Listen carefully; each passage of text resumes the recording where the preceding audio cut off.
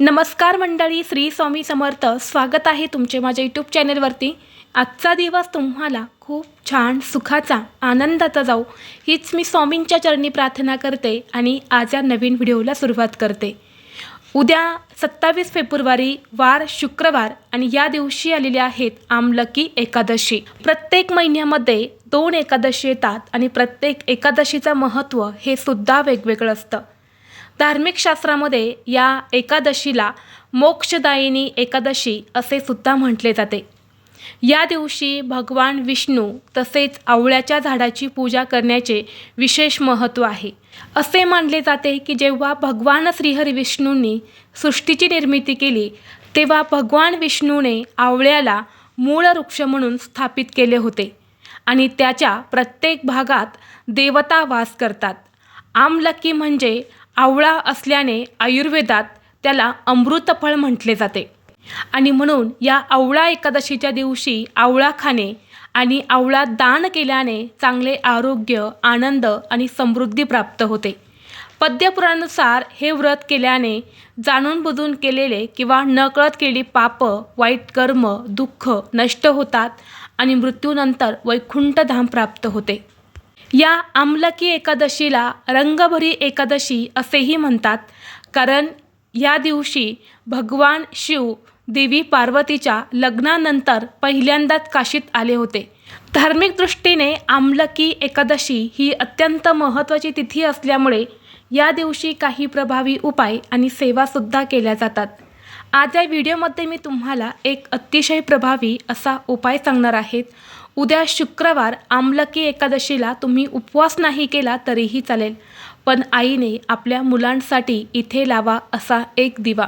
हा दिवा लावल्याने मुलांचे सर्व दोष, अडचणी, संकट, विघ्न दूर होऊन फक्त 1 महिन्याच्या आतच मुलांचा लग्नविवाह जुळून येईल. शिक्षण घेणाऱ्या मुलांची अभ्यासात प्रगती, नोकरीत भरभरून यश मिळेल. मुलांच्या सर्व इच्छा मनोकामना ह्या पूर्ण होतील. तर असा हा दिवा कुठे लावायचा आहे, कोणत्या वेळेत लावायचा आहे याबद्दलची संपूर्ण माहिती या व्हिडिओमध्ये मी तुमच्यासोबत शेअर करणार आहे. त्यामुळे तुम्ही हा व्हिडिओ स्किप न करता शेवटपर्यंत नक्की पहा. चॅनलवरती नवीन असाल तर सबस्क्राईब करा आणि असेच माहितीपूर्व नवनवीन व्हिडिओ पाहण्यासाठी बेल आयकॉनलाही प्रेस करा, म्हणजे जेव्हा कधी मी नवीन व्हिडिओ अपलोड करेल त्याचं नोटिफिकेशन सर्वात अगोदर तुम्हाला भेटेल आणि तुम्ही एक पण व्हिडिओ मिस करणार नाही. आज या व्हिडिओमध्ये मी तुम्हाला जो उपाय सांगणार आहे तर हा उपाय खूप जास्त प्रभावी आहे. शिवपुराणामध्ये हा उपाय सांगितला गेला आहे आणि तोच उपाय आज या व्हिडिओमध्ये मी तुमच्यासोबत शेअर करणार आहे. प्रत्येक आई वडिलांनी आपल्या मुलांच्या उज्ज्वल भविष्यासाठी हा उपाय जो आहे तर तो करायचा आहे. अगदी लहानातल्या लहान मुलांपासून ते मोठ्यातल्या मोठ्या मुलांपर्यंत हा उपाय तुम्ही करू शकता. आता हा उपाय कोणत्या वेळेमध्ये करायचा आहे? हा उपाय जर तुम्ही सकाळी करणार असेल तर सकाळी 9च्या अगोदर तुम्हाला हा उपाय करायचा आहे आणि जर संध्याकाळी करणार असेल तर संध्याकाळी तुम्ही 6 वाजल्यानंतर सायंकाळी 8:30 वाजेपर्यंत हा उपाय करू शकता. सकाळी किंवा संध्याकाळी या वेळेमध्ये तुम्हाला हा जो उपाय मी सांगणार आहे तर तो करायचा आहे. आता ज्या घरामध्ये लग्नाच्या वयाचे मुलं मुली आहेत त्यांचा विवाह योग जुळून येत नाही, तर त्यांचा विवाह योग जुळून येण्यासाठी, लग्नातील अडथळे दूर होण्यासाठी ही आमलकी एकादशी तिथी खूप महत्त्वाची मानली जाते. आणि जर एकादशीला आपण हा उपाय जर केला ना, फक्त 1 महिन्यातच मुलांच्या लग्नाचा योग जो आहे तर तो जुळून येतो. आणि म्हणून तुमचा मुलगा असेल किंवा मुलगी असेल त्यांचा विवाह योग जुळून येत नसेल किंवा कुंडलीमध्ये काही दोष असतील किंवा इतर कोणत्याही कारणामुळे त्यांचा विवाह योग जुळून येत नसेल तर तुम्ही हा उपाय मी सांगणार आहे तर तो नक्की करायचा आहे. हा उपाय केल्याने विवाह योग जो आहे तर तो 100% जुळून येईल. त्याचबरोबर जी लहान मुलं आहेत सतत चिडचिड करतात, हट्टीपणा करतात, सांगितलेली कोणतीही गोष्ट ऐकत नाही किंवा मुलांना सतत बाहेरची नजर बाधा होत असेल, बाहेरच्या लोकांची नजर आपल्या मुलांना लागत असेल, यामुळे मुलं सतत किरकिर करत असेल, आजारी पडत असेल तर यासारख्या समस्यासुद्धा या उपायाने दूर होतात. तसेच तुमच्या घरात शिक्षण घेणारी मुलं आहेत तर त्यांच्या शिक्षणामध्ये काही अडचणी येत असतील, मुलं जो काही अभ्यास करतात ते त्यांच्या लक्षात राहत नसेल, किंवा मुलांना नोकरी प्राप्तीसंबंधित काही समस्या येत असतील, किंवा तुमची मुलं वाईट व्यसनी लागलेली आहेत, मुलांना बाहेरचं वाईट व्यसन लागलं आहे, तर यासारख्या सर्व समस्या ज्या आहेत तर त्या या उपायाने दूर होतात. आता हा उपाय करण्यासाठी तुम्हाला या आमलकी एकादशीच्या दिवशी म्हणजे उद्या सकाळी लवकर उठायचं आहे. उठल्यानंतरनं सर्वप्रथम तुम्हाला स्वच्छ स्नान करायचं आहे.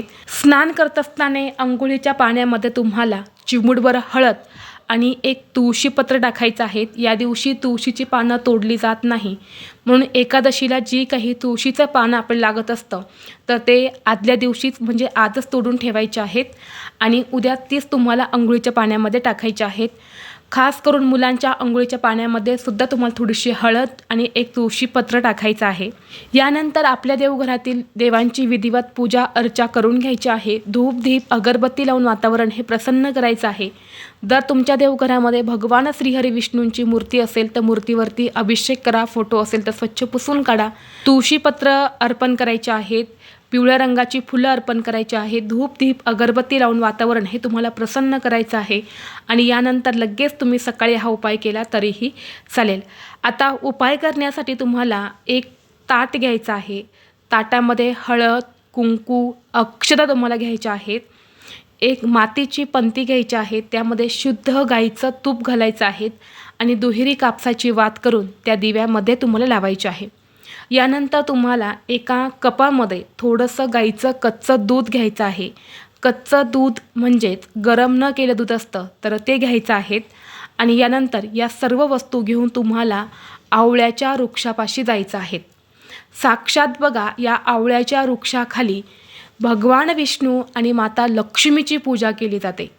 या वृक्षाच्या प्रत्येक भागामध्ये देवता निवास करत असतात आणि म्हणून या वृक्षाला पवित्र वृक्ष म्हटलं जातं आणि या वृक्षाच्या फळाला अमृत फळ म्हटलं जातं आणि म्हणून या दिवशी या वृक्षाची पूजा केली जाते. तर सर्वप्रथम तिथे तुम्हाला हा दिवा जो आहे तर तो त्या वृक्षाच्या मुळापाशी प्रज्वलित करायचा आहे. दिवा प्रज्वलित करताना तुम्हाला त्याखाली थोडेसे तांदूळ ठेवायचे आहेत किंवा फुलांच्या पाकळ्या ठेवायच्या आहे आणि त्यानंतर त्यावरती हा दिवा तुम्हाला लावायचा आहे. दिवा लावल्यानंतर दिव्याला हळद कुंकू लावायचं आहे आणि यानंतर तुम्हाला त्या झाडाच्या मुळाला हळदी कुंकू अक्षदा पिवळ्या रंगाची फुले अर्पण करायची आहे. त्याचबरोबर आवळासुद्धा तिथे अर्पण करायचा आहे आणि यानंतर हे जे दूध आहे तर हे सुद्धा तुम्हाला त्या वृक्षाला अर्पण करायचं आहे. दूध अर्पण केल्यानंतर पुन्हा त्यावर थोडंसं पाणी अर्पण करायचं आहे आणि या वृक्षाला 7 प्रदक्षिणा करायच्या आहे. प्रदक्षिणा करत असताना ओम नमो भगवते वासुदेवाय नमः या मंत्राचा जप करायचा आहे आणि यानंतर दोन्ही हात जोडून मुलांच्या ज्या काही समस्या आहे, मुलांच्या आयुष्यात ज्या काही अडचणी सुरू आहे तर त्या दूर होण्यासाठी मनोभावे प्रार्थना करायची आहेत. आता तुमची मुलं जर मोठी असेल तर स्वतः तुम्ही मुलांकडून हा उपाय करून घ्या आणि जर तुमची मुलं बाहेरगावी असेल, मुलं छोटी असेल तर मग आई किंवा वडिलांनी हा उपाय केला तरीही चालेल, परंतु मुलांकडून हा उपाय करून घेण्याचा जास्तीत जास्त तुम्ही प्रयत्न करा. धार्मिक श्रद्धेनुसार जर आमलकी एकादशीच्या दिवशी या आवळ्याच्या वृक्षाची पूजा जर आपण भक्तीने आणि श्रद्धेने जर केली तर भगवान श्रीहरी विष्णू हे प्रसन्न होतात आणि त्यांचा विशेष आशीर्वाद हा आपल्याला प्राप्त होतो. तसेच या दिवशी या झाडाची पूजा केल्याने तुमची सर्व पापे नष्ट होतात आणि त्याचबरोबर तुमचे जीवन हे आनंदाने भरलेलं राहतं.